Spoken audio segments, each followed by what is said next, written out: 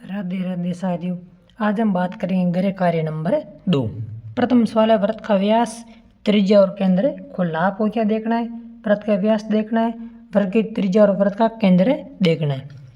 बिना केंद्रों कटे हुए कुछ वृत्त, जैसे ढक्कन से ट्रेस की गई कागज के वृत्ताकार टुकड़े, जैसे ये एक वृत्ताकार कागज लिया गया है। इसी प्रकार एक वृत्ताकार कागज का टुकड़ा लीजिए, इस कागज को आदेश में मोड़िए, अच्छी तरह से मोड़ के रेखा बनाइए। ये देखिए कागज लिया, पहले बीच में से मोड़ो, यहाँ से क्या किया, एक रेखा खींचिए, उस मोड़ को खोलिए, इसको वापस क्या करना है, इसको इस प्रकार से खोलना है। एक धागे के उपयोग से इस रेखा की मोड़ की लंबाई को मापिए। आपको क्या करना है, इसकी लंबाई मापनी है। जैसे मान लीजिए एक वृत्त था, ये एक वृत्त था, इस वृत्त में क्या किया, ये बीच में से मोड़ा, फिर क्या किया, आपको लंबाई देखनी है। देखिए किस प्रकार, देखिए हम इसके मान लेते हैं, हम लंबाई इसकी मापते हैं। ये देखिए लंबाई क्या आएगी इसकी, कितनी लंबाई आई है, 1.8 सेंटीमीटर। इसकी लंबाई कितनी आ गई, 8.8 सेंटीमीटर। आप इस प्रकार का कोई भी एक कागज़ का वृत्त भी लिख सकते हैं, खुद भी बनाकर लेके सकते हैं। हमने इस कागज़ की सहायता से भी यही माना है। अब अपने कागज़ को एक बार अलग प्रकार से आधे से मोड़िए। ये बीच में से इस प्रकार मोड़ा, अब कागज़ को उल्टी साइड से मोड़ना, इस प्रकार मोड़ना। देखिए पहले इस साइड मोड़ा, अब इस साइड है मोड़ना है। देखिए पहले इस साइड मोड़ा, अब इस साइड मोड़, इस पर देखिए एक रेल धागा लिया हुआ है। अब इस मोड़ को खोलिए, एक धागे के उपयोग से मोड़ के रेखा की लंबाई को ज्ञात कीजिए।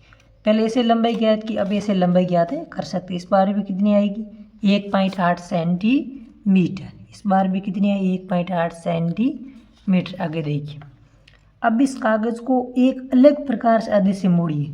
अब ऐसे मोड़ सकते हैं, ऐसे भी मोड़ सकते हैं, किसी भी प्रकार से कागज़ को मोड़ सकते हैं, लेकिन मोड़ना कहाँ से, इस केंद्र से। अब इस मोड़ को खोलिए और एक धागे के उपयोग से मोड़ की रेखा की लंबाई मापिए।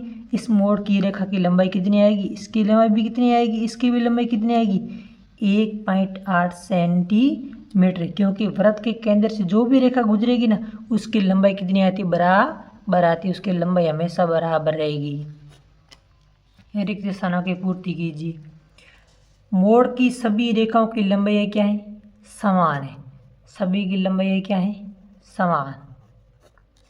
ये मोड़ रेखाएं वृत्त की क्या कहलाती है, वृत्त की क्या कहलाती है, व्यास या जीवा। इसे हम जीवा कहते हैं, जीवा कहते हैं। व्यास तो मतलब क्या, यहाँ से जहाँ गुजरेगी, इसको जीवा या व्यास भी हम कह सकते हैं। जीवा का मतलब क्या है, जो कहीं से भी गुजर सकती है। इसका सही आंसर होगा व्यास, हम इसको जीवा भी लिख सकते हैं। सभी व्यास जिस बिंदु पर मिलते हैं वह बिंदु वृत्त का क्या कहलाता है, केंद्र।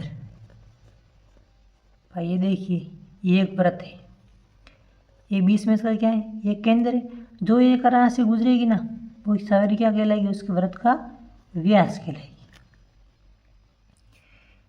केंद्र के वृत्त के व्यास को दो बराबर भागों में बांटता है। जो केंद्र है ना, ये केंद्र, ये वृत्त व्यास को क्या करता है, ये पूरा व्यास है, इसको इस भाग में, इस भाग, दो बराबर भागों में तोड़ता है। तो प्रत्येक भाग की लंबाई वृत्त की क्या है, त्रिज्या है। वृत्त की क्या कहलाती है, त्रिज्या। वृत्त की त्रिज्या कहाँ से कहाँ तक होती है, केंद्र से लेकर परिधि तक, ये क्या होती है, त्रिज्या। त्रिज्या हमेशा होती है व्यास की आधी। त्रिज्या कितनी होती है, व्यास की आधी।